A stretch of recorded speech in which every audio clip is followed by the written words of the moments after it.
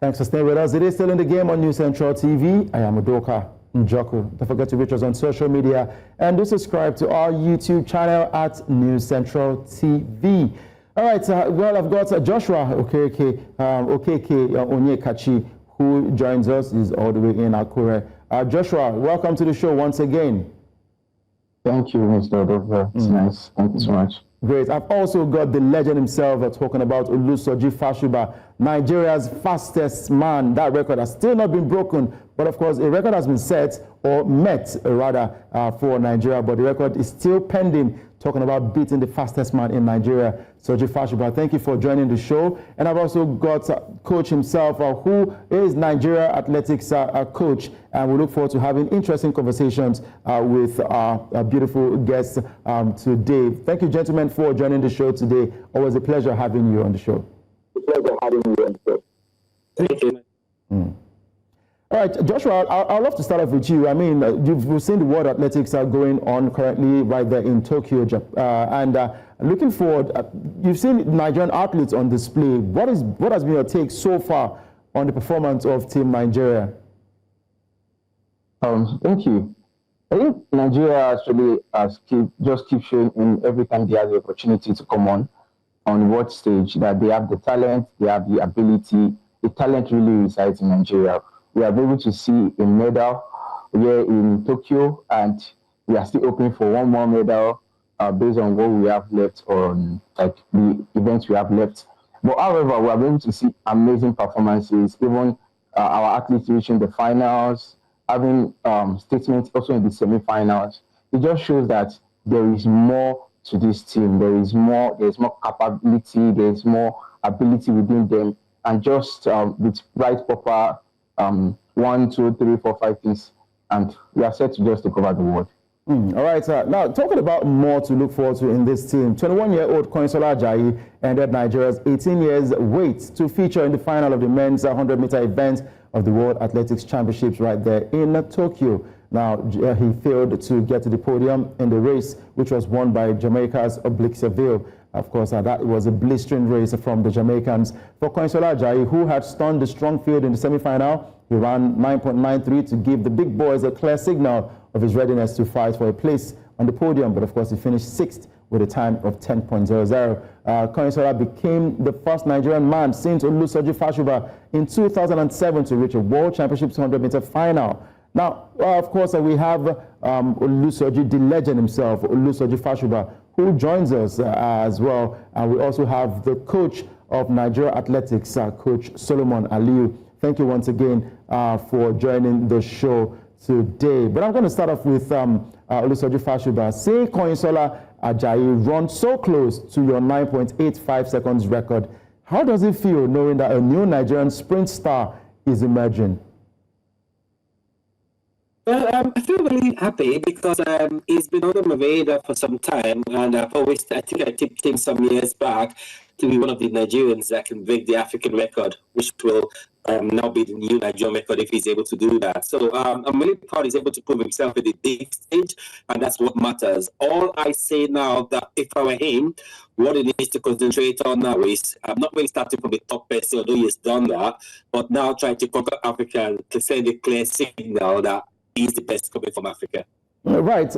But does it bother you that 18 years on, your record has still not been met? I know we talked about it on the show some time ago, how you felt about your record not being able to be met by any Nigerian athlete. But does it still bother you that 18 years on, your record has not been met? Of course, Nigerian has made it to the final, but that record still stands, you being Nigeria's fastest man.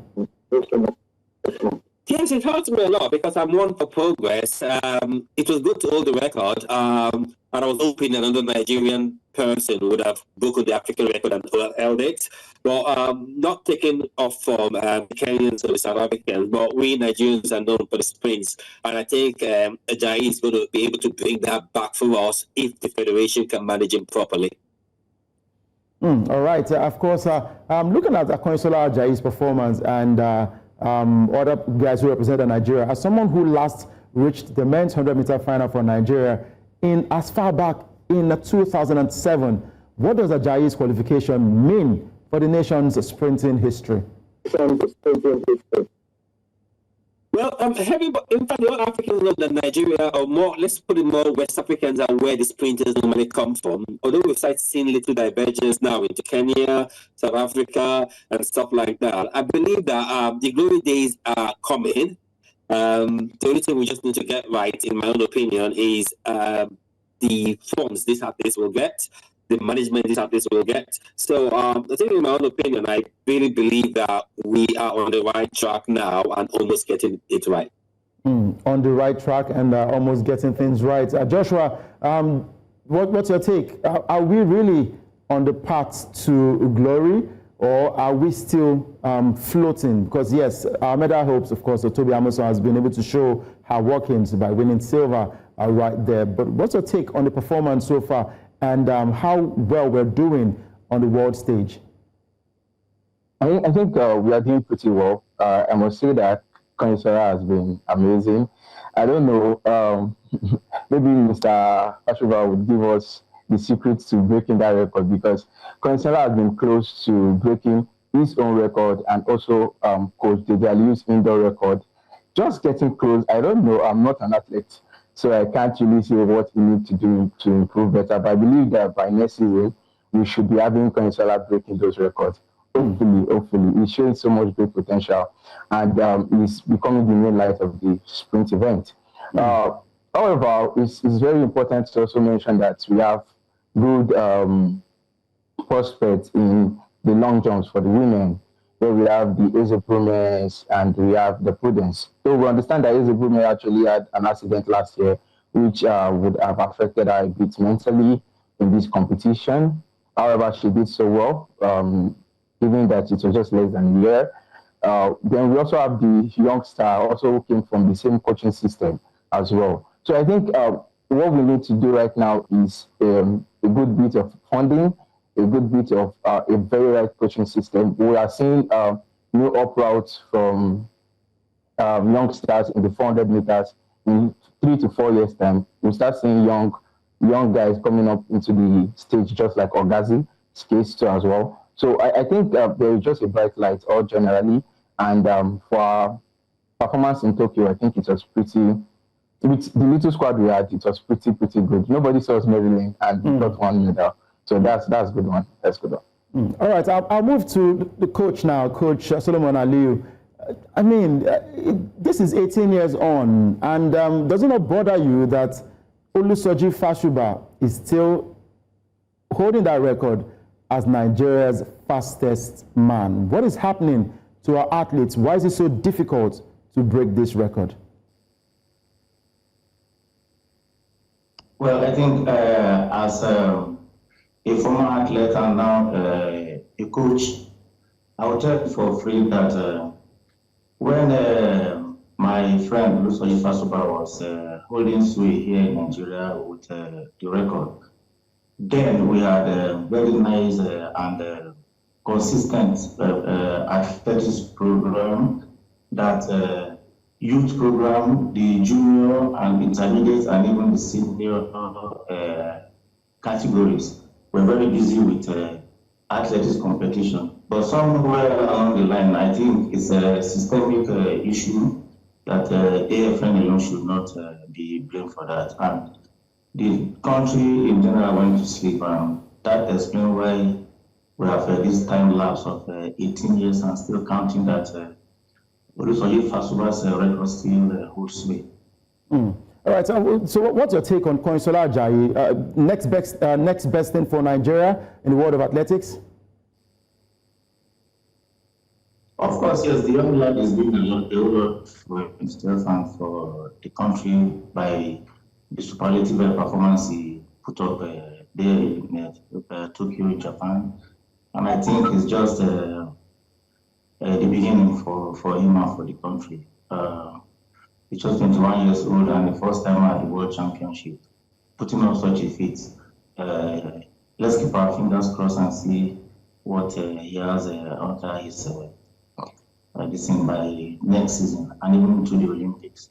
All right, I'm sure the 400 meter will be going on in a couple of minutes' time, and we'll look forward to seeing what our results would be for our athletes, right? Especially Nathaniel Ezekiel. But Olusoji Fasuba, I'd like to bring your attention to, the coach mentioned something about the AFN. Now, with the recent back and forth between the athletes and the Athletics Federation of Nigeria, do you think that there's an end in sight to all of this brouhaha? Well, it's difficult to say because this has been happening even way before my time.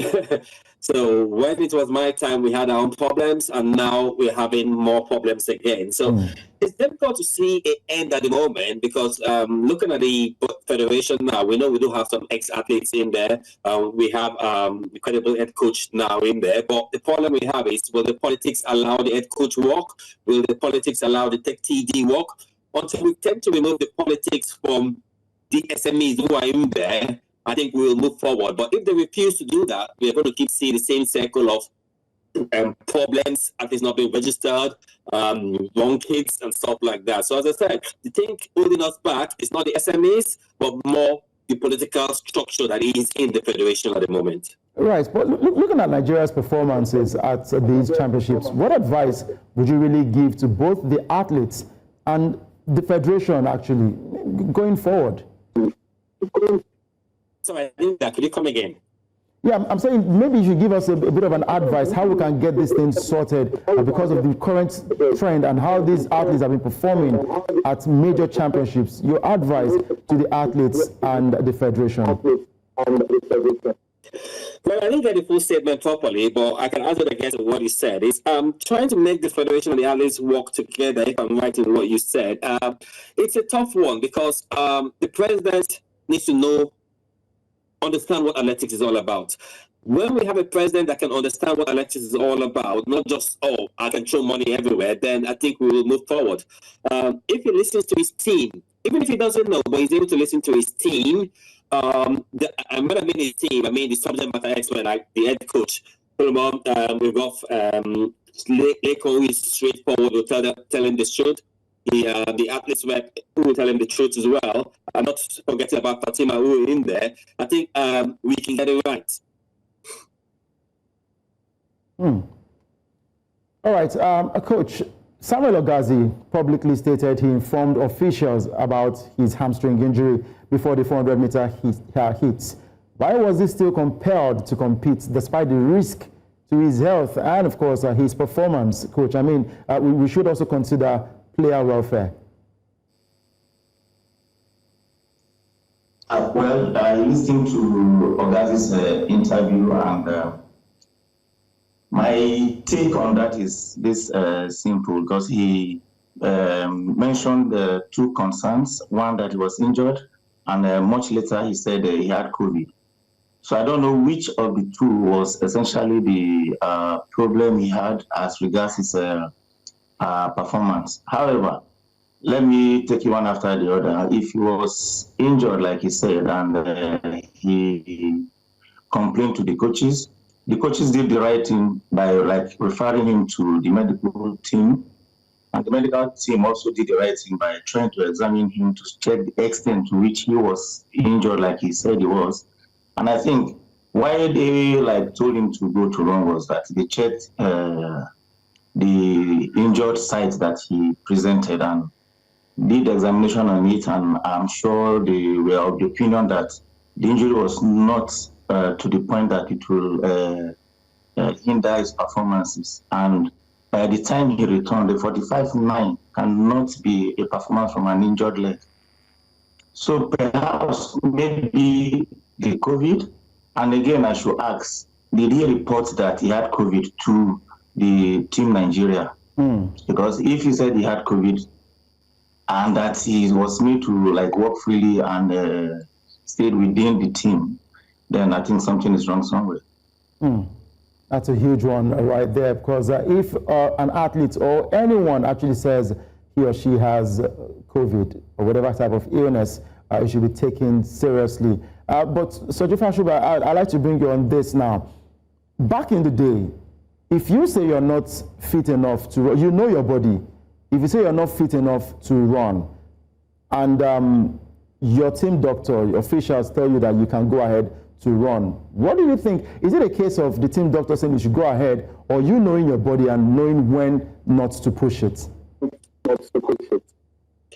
Well, as I said, it all depends on experience, and I think Ogazi is still young. But if I was in that shoe, I would not have run. Simple being is there's always this long season ahead.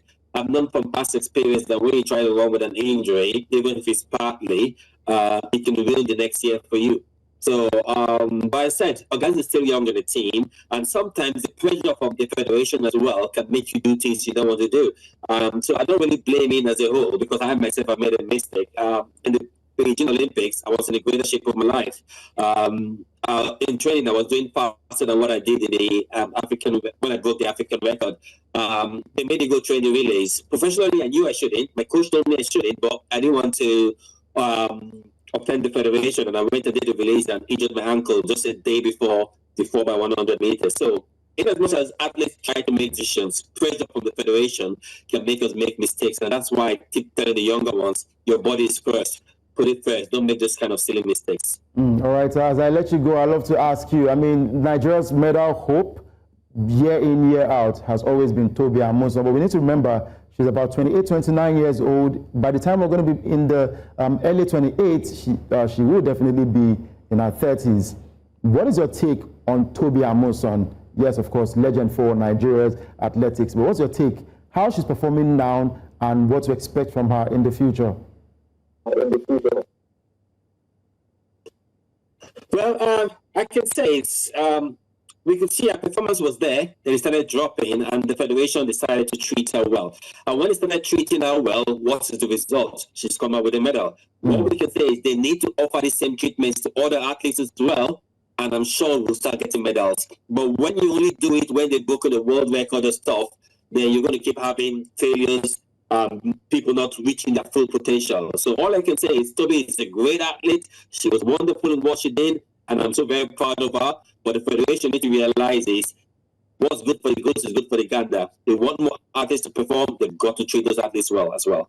If you want more athletes to perform, you need to treat them well. I've seen these athletes complaining over there in Tokyo, the likes of Samuel Ogazi, who also spoke about his health, not being in good shape to run. But Coach, Tobi Amusan, Ezekiel Nathaniel, a lot of these athletes representing Nigeria out there. But how do we get to balance, especially when they have their breakthrough season, how do we get to balance their welfare with their competitiveness and at major championships, hoping that we don't get to lose more of these athletes to the outside countries?